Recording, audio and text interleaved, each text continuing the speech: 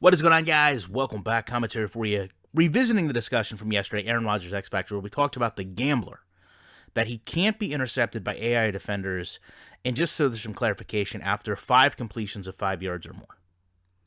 A lot of people were really receptive to this, and they said, this is great, this is how Aaron Rodgers plays, what we want in the game, this is a true game changer. While I don't deny that it changes the game, to me, I think it signifies there's mechanics in the background of this game that control outcomes far more than we ever want to imagine if it's essentially telling 4 defenders they can't intercept a pass and can only go for a deflection. I think the challenge of this is trying to draw the line of when is it okay? Because to me, I think personally, this is the game holding your hand more than anyone could ever imagine. It's essentially saying, have this free completion on us. Don't worry about the risk. We'll take care of the reward. And I find that strange that competitive gamers are actually rallying to this and saying this is realistic, when the reality is, I mean, I know it's cliche, but any given Sunday, any given play, all you need is one play. Everything that essentially football stands for flies in the face of can't be, won't be, always. I mean, those are just words you traditionally don't see used in sports. So I thought to myself, what if, rather than a positive here, where for the offense, you were going to get a possession, or at least the opportunity to catch a pass without it being intercepted, what if we went the other way? You know how most of you say my channel is. My channel is just a giant Madden negativity fest. What if EA had alternate X factors?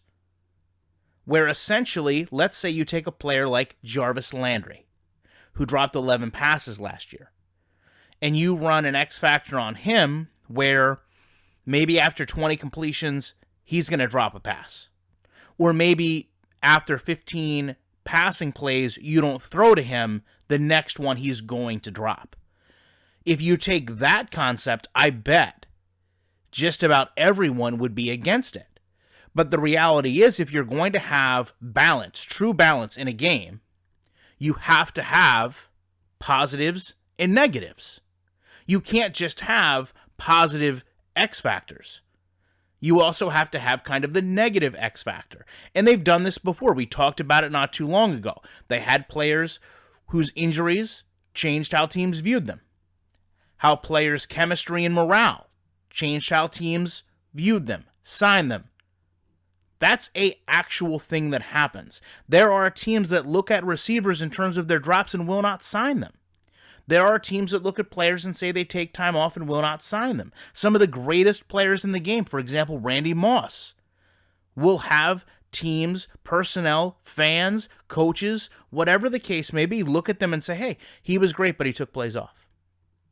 You can build that into a football game if you want to.